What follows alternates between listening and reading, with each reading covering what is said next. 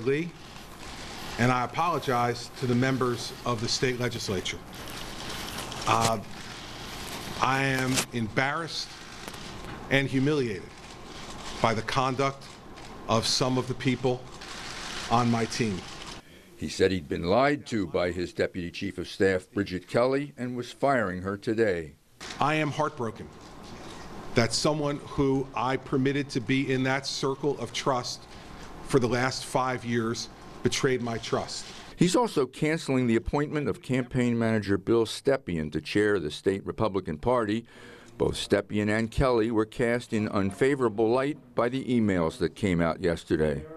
I had no knowledge or involvement in this issue, in its planning or its execution, and I am stunned by the abject stupidity that was shown here. Christie said he was blindsided by yesterday's news and didn't sleep much last night. I'm sick over this. I have worked for the last 12 years in public life, developing a reputation for honesty and directness and blunt talk, one that I think is well deserved. But, you know, when something like this happens, it's appropriate for you to question yourself, and certainly I am. The press conference lasted a staggering 1 hour and 48 minutes. More than 25 television cameras were in the room. Christie disputed the idea he went into hiding yesterday. I found this out at 8:50 yesterday morning.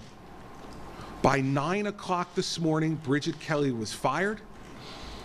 By 7 o'clock yesterday evening, Bill Stepien was asked to leave my organization.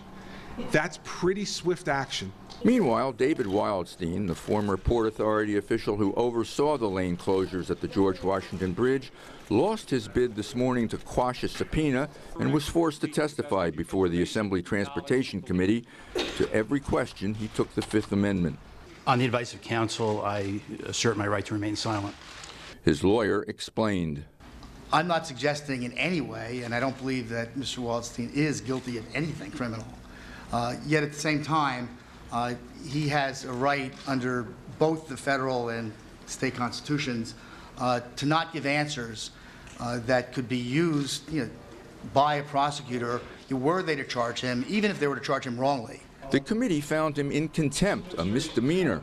Lawyer Alan Zegas argued the Constitution trumps legislative rules.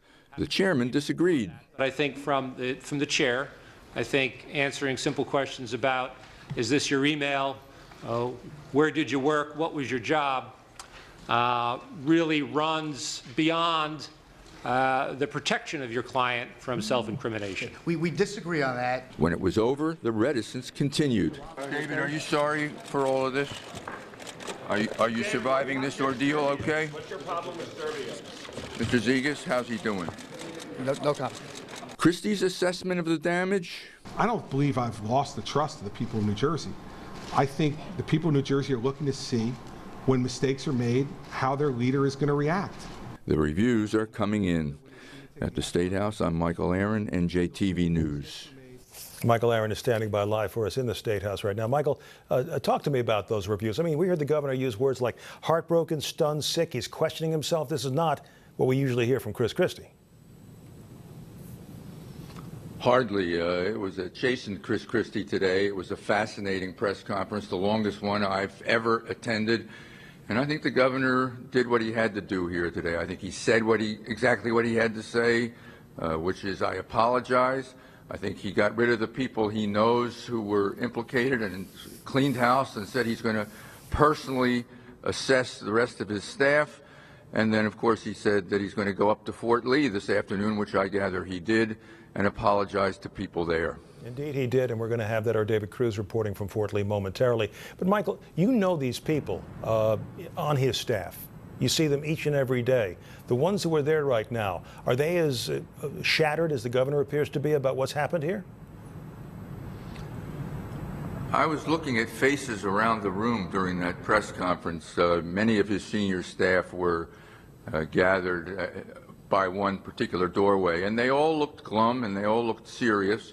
But I think they also appreciated what their leader did today. I think he went out and gave a bravura performance under the circumstances, and I think that they think that they'll survive this. Certainly not the circumstances that a man heading into his second term and a man apparently with presidential prospects would hope to be under. Michael Aaron, as always, we thank you very much.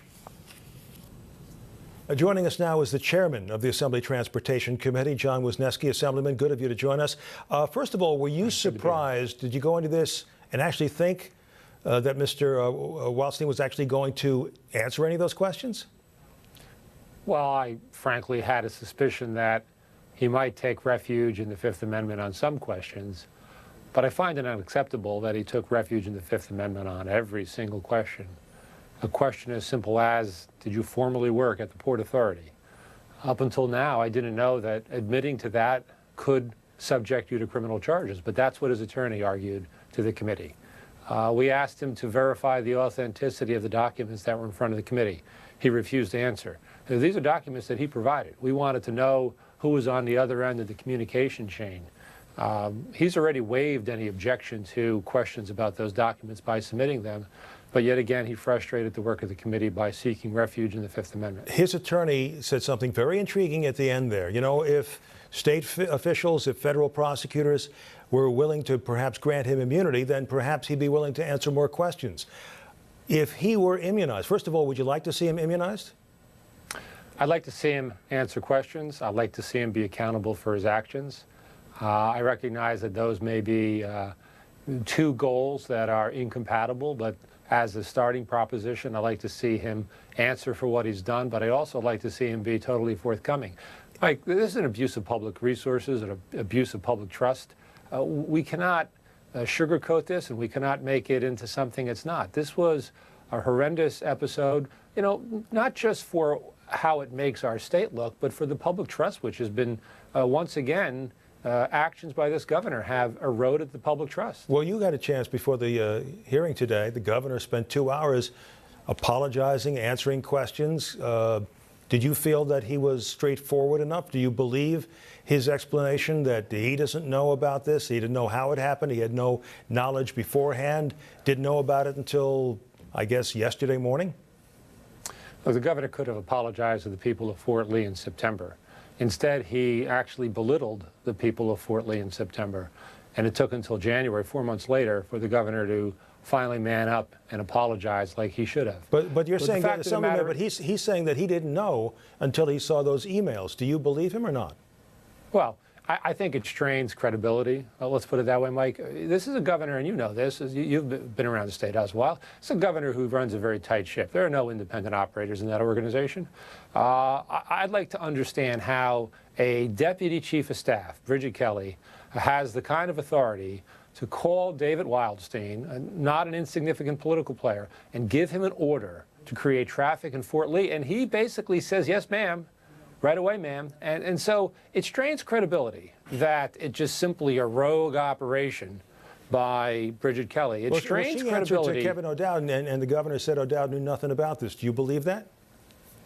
Like I said, it strains credibility. It strains credibility that he fires the state party chairman just simply on the basis that he called somebody an idiot, or is there more to it? That's why there's just so many more questions that need to be answered. Hey, look, you know, if the governor is true to his words and he's very sorry about what happened and he wants to get to the bottom of it, turn over all of the email communications, both personal and governmental, that the front office has on this issue. Let the committee review them. Are you going to subpoena the governor? Well, I think we're not there yet, but clearly Bridget Kelly needs to come in before the committee. I think Bill Stepien needs to come in before the committee, probably Michael Druniak and others in the governor's office. Mike, we've been approaching this step by step. And so I'm not going to take a blunderbuss approach and say we're going to bring everybody in, because that's just not practical. We're going to take it one at a time. I think the next person logical after David Wildstein is Bridget Kelly. We need to know what she knew and when she knew it, and who gave her the orders to create traffic problems in Fort Lee, and we'll proceed from there. But is it conceivable and possible that you might, in fact, one day subpoena the governor? Well, I think that we're going to ask and we're going to subpoena everybody who's relevant. Right now, we don't have any documentary proof that the governor was involved in this. Like I said, it just strains believability for a person who is such a micromanager. Spent a great deal of time today to tell us that he isn't, but we all know that's not true. To say that there are rogue operators in his administration. Look, it says one of two things. That he was entirely duped and misled by his organization, he doesn't know what's going on, or he's not telling us the truth. I mean, either one is not a pretty outcome for this governor. Mr. Chairman, have to leave it there. Thank you for coming on the program, sir. Thanks, Mike. The governor made it clear this morning that he personally wanted to apologize to the mayor of Fort Lee, but this morning it wasn't clear if the mayor of Fort Lee was ready to hear it. It would appear to me, from my perspective, that an apology today and coming on up today might be a bit premature, because I have a distinct feeling there's going to be another press conference or 2 or 3 or 12 after this. And I think that this is a story who's not yet experienced its final chapter, and I think we ought to wait to make sure that we have all the facts. I'm an attorney, he is as well, and we all know that while an investigation is pending, quite frankly, we really shouldn't be doing that much talking about it. We're appreciative of the apology. We are. We frankly, at this point, accept the apology for what it's worth. However, I will tell you, his trip here today is premature.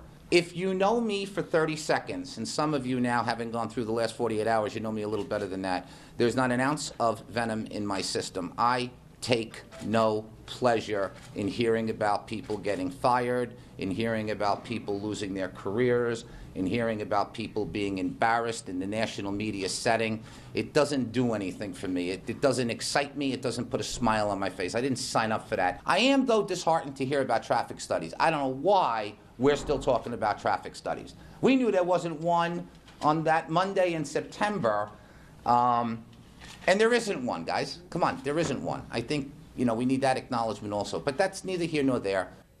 But what it was here and there, in fact, was the governor. Governor Christie did pay a visit to Fort Lee later in the day. Our David Cruz standing by live right now outside the Fort Lee Hall. David, how did that meeting go? Well, Mike, all parties involved said that it was cordial and constructive. Was there not much more? That sounds almost like diplomatic speak for like they got together, they shook hands, they said, hi, how you doing, and they went their separate ways. Anything more than that? That's pretty much what it was. They exited separately, and the mayor did say that he has his own radar now. This was kind of cryptic. He says he has his own radar now, and he's certain that something like this will never happen again. No, we're not sure what that meant exactly, but that's what he said. David, you've seen Governor Christie move around enough. He didn't look particularly happy on his way out. He didn't apparently stop to take any questions? No, he didn't stop to talk to any of us today. But interestingly enough, Mike, when he did emerge from his caravan in front of Borough Hall here, there were maybe, aside from the 100 or so media that were here, there were maybe 20 or 30 residents, I'm assuming, and they all greeted him with applause. Interesting, because the governor also said that he wanted to apologize to the people of New Jersey and the people of Fort Lee specifically. Do you get the sense that the people of Fort Lee, to the extent that you could see the people of Fort Lee, expect an apology? It was a mixed bag, Mike. The people that we talked to during the day said that they were all kind of angry and they were disappointed in him. But if you gauge the folks who were here when he showed up, they gave him good applause. He didn't acknowledge them and he didn't talk to them or anything, but they did applaud when he came in. He walked right by us. He looked pretty grim. All right. David Cruz, live for us this evening in Fort Lee. Thank you, David. Joining us now from the State House is Senator Loretta Weinberg. Senator, good of you to join us again today. Thank you, Mike. What did you think of what the governor had to say? Well, I would describe it as 4 months too late. I find it really astounding that the governor could stand in front of the citizens of the state of New Jersey and claim that this is the first time he understood the magnitude of this problem. I've been going to Port Authority meetings for almost 4 months, raising this subject. His two top appointees at the Port Authority resigned because of this subject a month or so ago. The executive director of the Port Authority did an email which said laws were broken here, this was in contradiction to every process known to the Port Authority. And then you add to that, the governor never thought to question anything up until now. As a matter of fact, his original reaction, and I remember it quite well, was to attack Assemblyman Wisniewski and me, that we were fixated somehow. Then he moved on to kind of make a joke, it's no big deal. And now we have a deputy chief of staff right in his own office who it is difficult for me to believe that Bridget Kelly sat in her office one day and suddenly out of the sky hitting her in the head was, oh, I know, let's create a traffic jam. So what you're saying then, it goes higher than her. How high does it go? You know, I will tell you how high it goes. It goes up to the governor who has created an atmosphere that the people around him, the people who work for him, whether you're talking about a deputy chief of staff or you're talking about the two highest appointees at the Port Authority, or you're talking about his own campaign manager, whom he was ready to make state chair, think that this is acceptable behavior. So if he didn't give some kind of a direct order, and I'm not suggesting he did, I haven't seen anything that would back that up, but he is certainly responsible for the atmosphere that he's created, the culture that he's created, that anything goes as long as you are loyal to the boss. The governor, I'm sure, saw the first Assembly Transportation hearing when the 30-year employee, manager of the bridge, it was actually agonizing to watch. He was afraid to answer the question, yeah. Right, he followed Mr. Wildstein's orders because he was afraid he'd lose his job. No, the governor today, and he apologized. Senator, he apologized to the people of Fort Lee. He apologized to the people of New Jersey. He's apologizing to the mayor of Fort Lee as well. Do you think he's genuine in his apologies? Yes, I think he is probably quite genuine in his apology. But you know why? Because he was caught that somebody in his office was directly involved with this. Where has he been the last 3 or 4 months with all the things I just pointed out? Wouldn't you think that with Mr. Wildstein resigning and Bill Baroni resigning from a $290,000 a year job, apparently he was kept busy on capers like this, wouldn't you think the governor might have asked them a month ago? Senator, have to leave it there. Thank you for coming back on the program. Thank you, Mike. Joining us now from the State House is the Assembly Republican leader, John Bramnick. Assemblyman, good of you to join us. What do you think of the governor's performance today? I'm a big fan of the governor. He got out there, answered hours of questions, doesn't hide, answers every question the reporters ask, and says he's very sad, and many of us are. When you see those kind of emails, you know it's very hurtful and it's depressing, and we don't like that conduct. You know, a lot of people are wondering, though, who's really responsible for all this? The governor said he didn't know about it. He's made some dismissals from people on his staff or people who used to work for him. Who did it? Well, the investigation continues to proceed. I think there's been requests for federal and state investigations. So I think we'll probably see what was the actual bottom line here. But I was so happy that the governor showed his traditional leadership, and that's so important in this state because his leadership's been so vital to the reforms. So that's why I was so happy he spent so much time with the media today. Bridget Kelly, she got fired. Did she have, I mean, her name was there with David Wildstein. Time for traffic problems in Fort Lee, she texted. Did she have the authority to do this? Do you think it ended with her? Well, I was at the press conference. The governor said that she didn't tell him the truth, and that's why she was dismissed.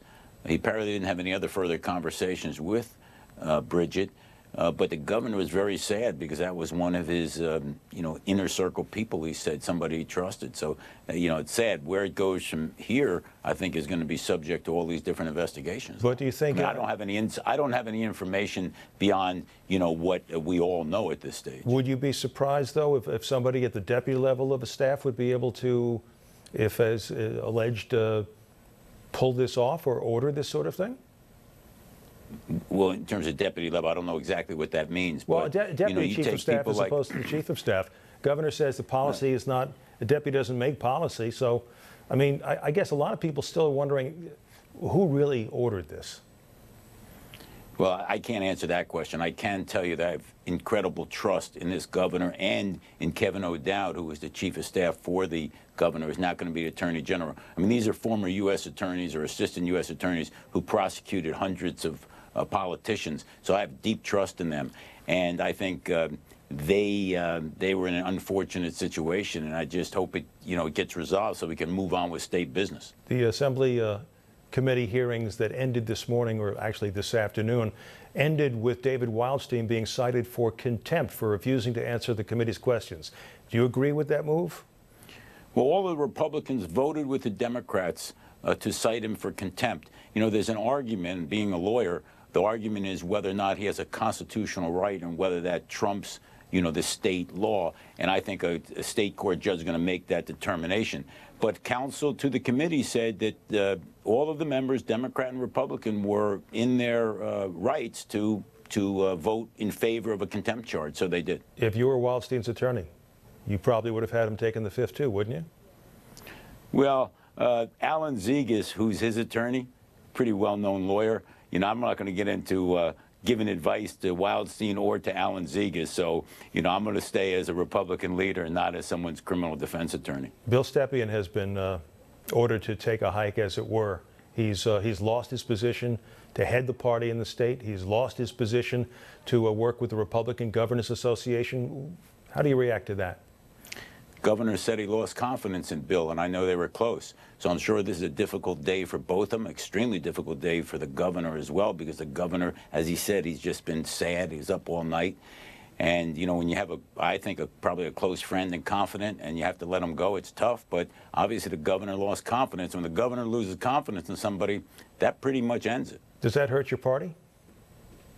Look, the Republican Party is a lot bigger than any one individual or any one aide. And I think we have some really, really quality people in the Republican Party with some good ideas. So I think we move forward. Politics changes, as they say, like the weather. It changes every day. But the head of your party in this state is the governor. Does this weaken the governor? I think after 2 hours of speaking to the press, and the public saw that he was distressed about this, and I think the public's distressed, and we all should be concerned about what we saw in those emails. I think he will easily regain the confidence of New Jersey because of his outstanding leadership qualities and what he's done already. Assemblyman, have to leave it there. We thank you for coming on the program, sir. Thank you, Michael.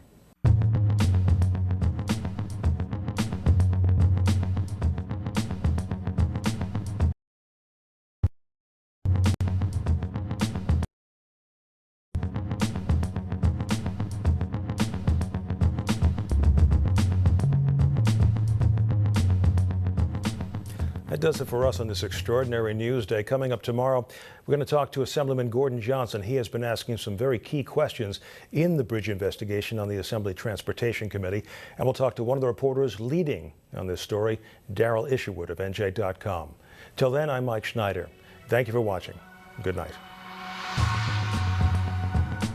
Major funding provided in part by New Jersey manufacturers, auto insurance, and more for New Jersey Business and Industry Association members and their employees.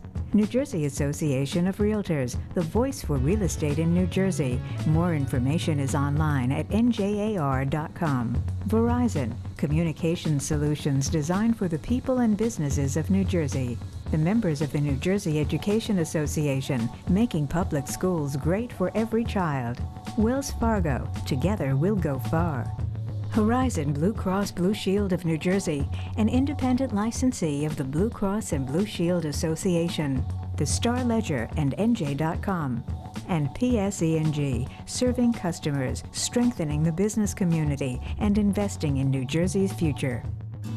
At Verizon, we believe in the power of mobility, broadband, and video technology to enhance business and life around the globe and right here in the Garden State, home to 15,000 Verizon employees. Through the Verizon Foundation, over the last 5 years, we've invested more than $10 million in countless volunteer hours of service across many New Jersey nonprofit organizations to help solve problems in the areas of education, healthcare, and energy management. Verizon, a proud supporter of NJTV.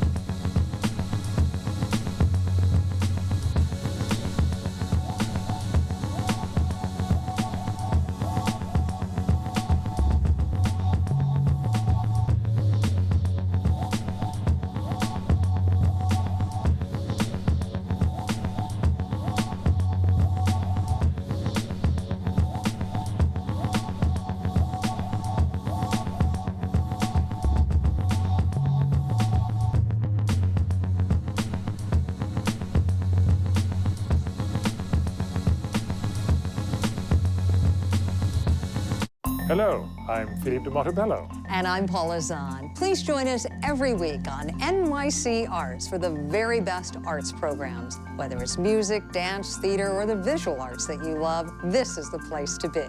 And whether classic or modern, we'll introduce you to the wonderful treasures to be found here. So let NYC Arts be your grand stage. Thursdays at 8 and Sundays at noon on 13. On Masterpiece. Who's the glamorous pirate? Don't you recognize Johnny Gillingham's son? Stick it under my arm if you can. You're an angel from above. I don't know about that. Is there anyone who wants to dance? How can grown men throw away their fortune like that? What could be more stupid? There's something about him that gets my goat. He was just trying to be nice. I don't want them to spend their days in stitch and glue. But it seems disloyal to Matthew. Downton Abbey on Masterpiece. Join us Sunday night at 9 on 13. Enjoy a wonderful night at the opera while supporting this public television station at the same time. For your very generous contribution of $375 on any major credit card, we'll say thank you with a pair of orchestra tickets to see Michael Fabiano in the Metropolitan Opera's presentation of Die Fledermaus on either Saturday, January 4th at 8 p.m. or Tuesday, January 7th at 7:30 p.m. Or you can choose a pair of orchestra tickets to see opera great Anna Netrebko in Le Lésir d'Amour on Friday, January 17th at 8 p.m. or Tuesday, January 21st at 7:30 p.m. Call now or go online with your support. Thanks.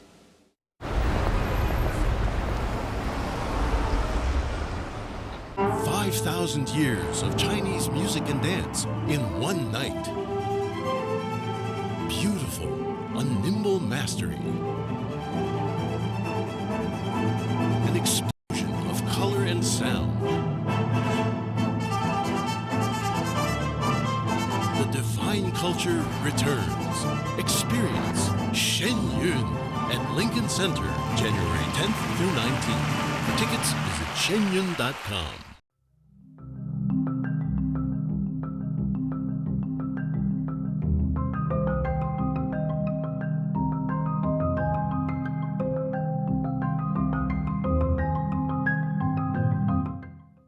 I'm Rafael P. Roman. Join us for the next edition of our award-winning weekly news magazine program, Metro Focus.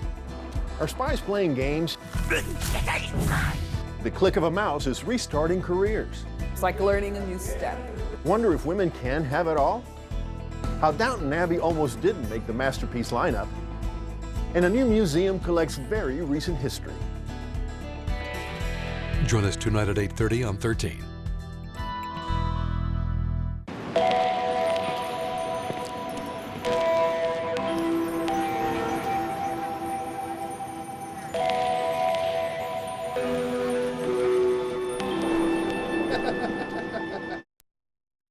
This is Nightly Business Report with Tyler Matheson and Susie Guerin. Brought to you in part by TheStreet.com. Up-to-the-minute stock market news and in-depth analysis. Our quant rating service provides objective, independent ratings daily on over 4,300 stocks. Learn more at TheStreet.com/NBR.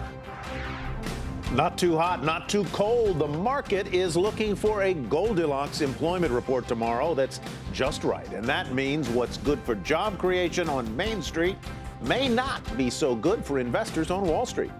Hefty fine. Alcoa settles bribery charges with government regulators and misses earnings estimates. But the nation's largest aluminum producer has a strategy to turn things around.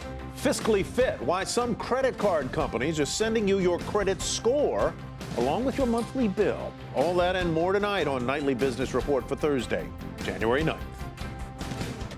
Good evening, everyone. So, how's the job market these days? Out-of-work Americans, as well as investors and economists everywhere, would like an answer to that question. They'll find out tomorrow morning when the Labor Department reports how many new jobs were added in the month of December. Now, expectations are high that American businesses were busy hiring.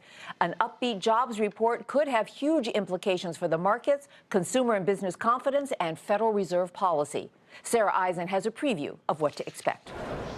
Hopes are rising for a strong number in tomorrow's monthly jobs report. In the last 48 hours, economists have been upping their forecast for December from 191,000 to 200,000. The unemployment rate is set to stay steady at 7%. Fueling the optimism, a surprise positive read on private sector hiring, the highest since November 2012. And today's report showing the number of Americans filing new claims for unemployment benefits fell last week, pointing to fewer layoffs. Even though healthcare cut jobs, we know that's a long-term job creator in this country. Jobs are consistently created there month after month. Professional business services has been taking off. There are many sectors of the economy right now that are adding jobs. Reports on consumer confidence, spending, industrial production, and employment all point to an economy gaining steam. In an interview with Time magazine, incoming Federal Reserve Chairman Janet Yellen says she's hopeful that growth will accelerate in 2014 to reach 3% or more. It's why the Federal Reserve has started scaling back or tapering its massive stimulus program. But the Fed makes trading the jobs report more complicated. Why? If Friday's number is too strong, the stock market may not like it, seeing better job growth as a sign the Federal Reserve may pull back more of its QE. In other words, more aggressively taper. We do think the market's vulnerable to a pullback related to tighter financial conditions. So a strong report tomorrow, long-winded way of saying that good is going to be bad tomorrow.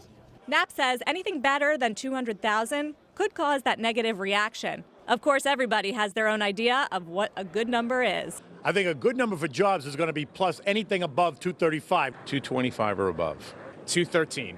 For Nightly Business Report, I'm Sarah Eisen.